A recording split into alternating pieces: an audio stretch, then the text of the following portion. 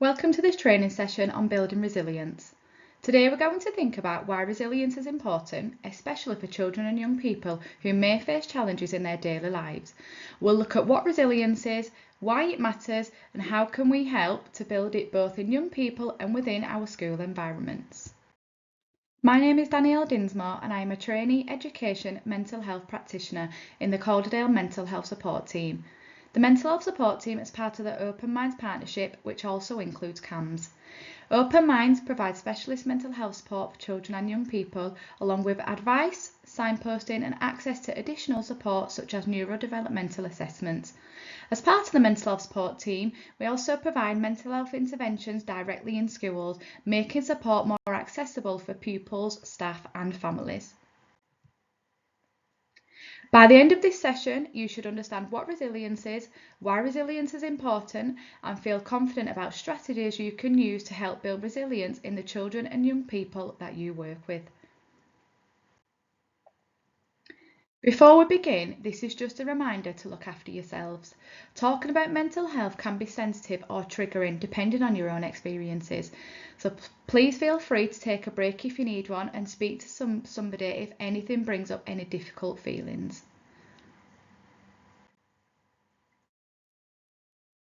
Before we begin, here is a short video from the Samaritans which helps to set the scene for today's training. Please pause here and follow the link to watch the video. It helps to highlight some of the challenges young people experience, such as bullying, social pressures, family difficulties and anxiety. Also emphasises why resilience is so important. Here are a few definitions of resilience. Please take a moment to read through them. The important point I'd like to highlight is that resilience isn't a special trait that young people either have or they don't have. It's something that develops over time through support, relationships and real life experiences. Resilience is about adapting well in the face of adversity.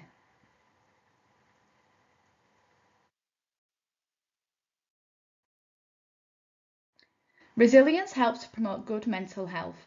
Life comes with ups and downs and we want young people to be able to bounce forward from challenges rather than feeling stuck or overwhelmed. Key elements of resilience include self-esteem, confidence and belief that they can manage change and the ability to problem solve.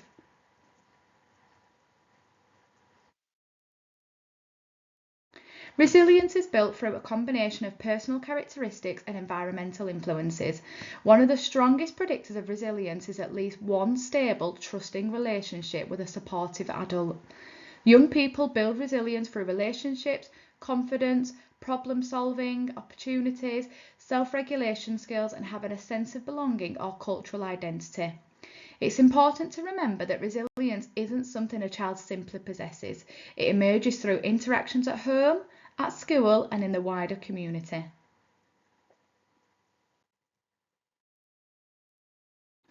This video explains the science behind resilience, how the brain adapts, how stress affects development and how supportive relationships act as buffers. Please pause here to watch this short clip.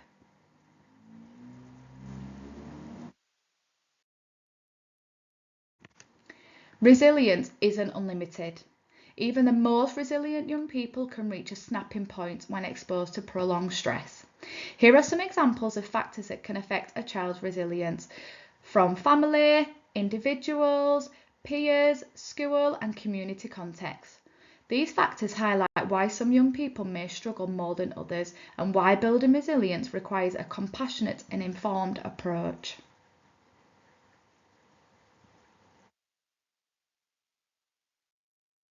Resilient young people are more likely to develop positive relationships, be hopeful, ask for help when they need it, and develop healthy coping strategies. They are also more likely to have stronger self-esteem, understand their emotions, and feel able to overcome challenges and learn from mistakes.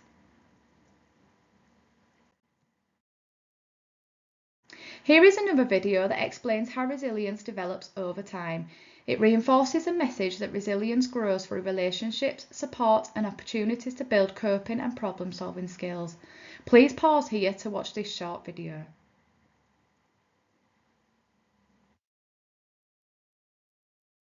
This is a resilience framework which outlines 5 key areas that support resilience. Basics, belonging, learning, coping and self-core. They are ordinary, everyday things that collectively help young people to develop resilience. It's also important to remember that some young people may have experienced trauma or adversity, meaning we need to approach resilience building gently and avoid creating a sense of failure if progress feels slower. In your groups, I would encourage you to pause the video and take a few minutes to look at the resilience framework. Discuss any areas that you feel your school already supports well and any areas you think could be developed further.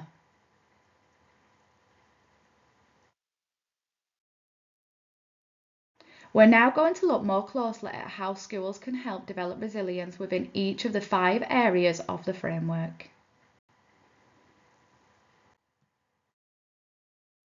The first area is basics. These are the foundations that young people need to feel safe and ready to learn.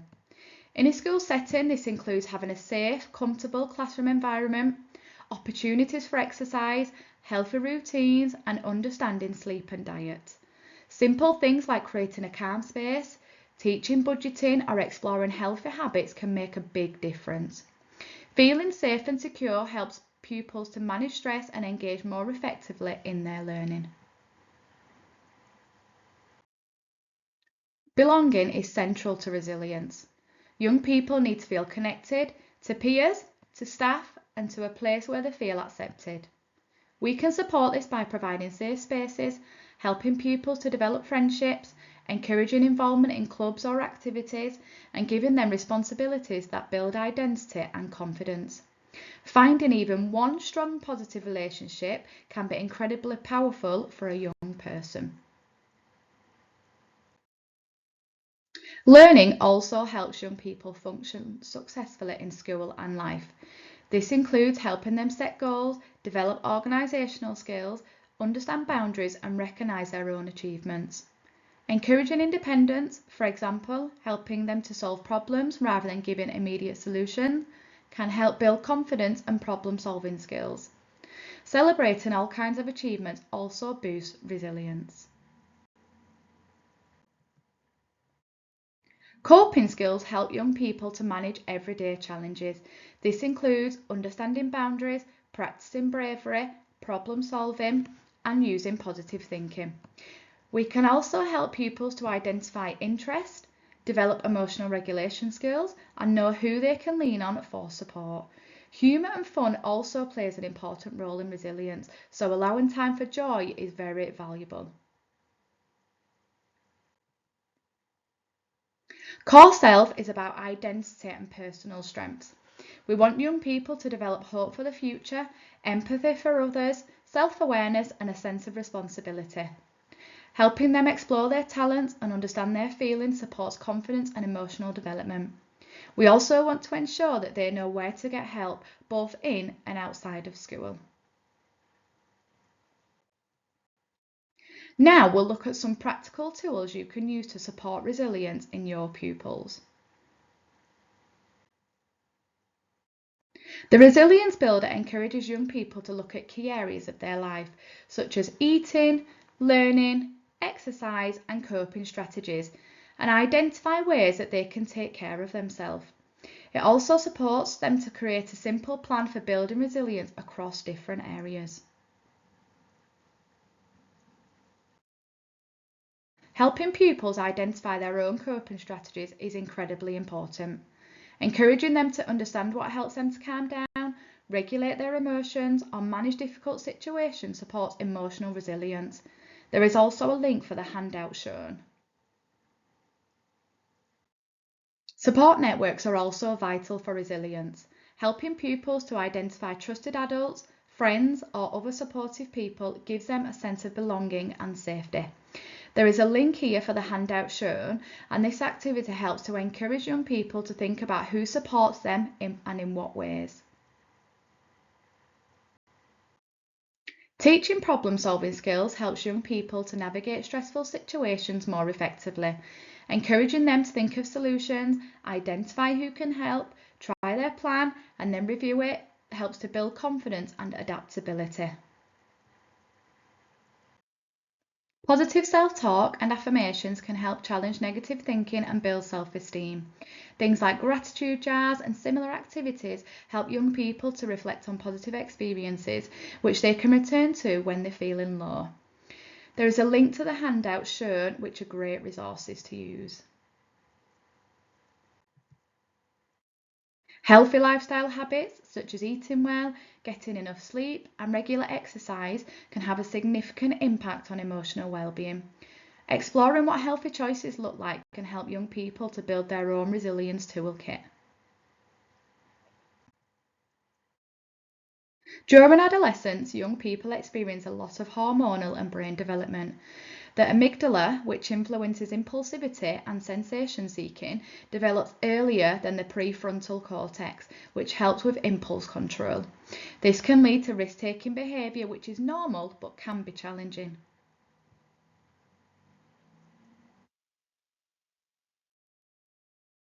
Teenagers are also better at understanding social risks, such as losing friends or feeling embarrassed, which can guide their choices.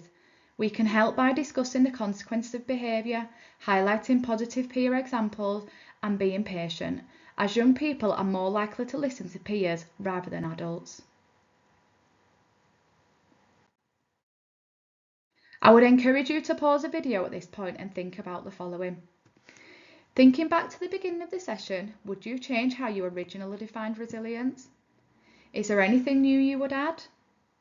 And is there anything you feel you could do more of in your school to support resilience?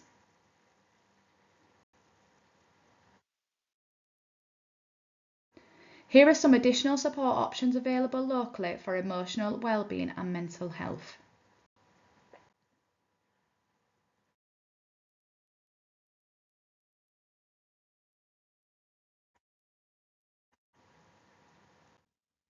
If a child is in a mental health crisis, it's important that we remain calm and supportive. Here are the crisis support numbers and services available for immediate help.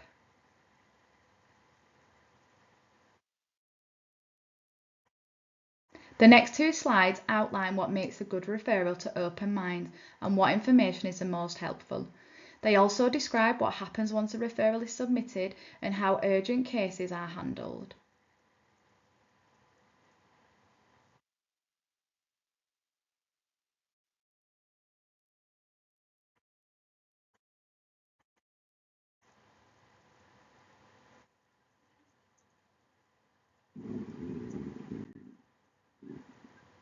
SilverCloud offers free digital mental health support programs for young people and parents. It's suitable for mild to moderate difficulties and has a minimal waiting time. Referrals can be made using the information on the slides.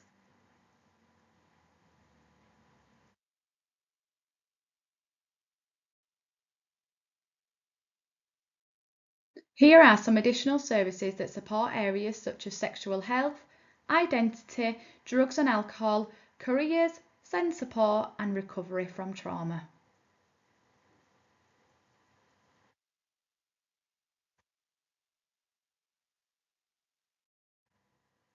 That brings us to the end of the session. Thank you for taking part. Here are the contact details if you'd like to follow up or find out more.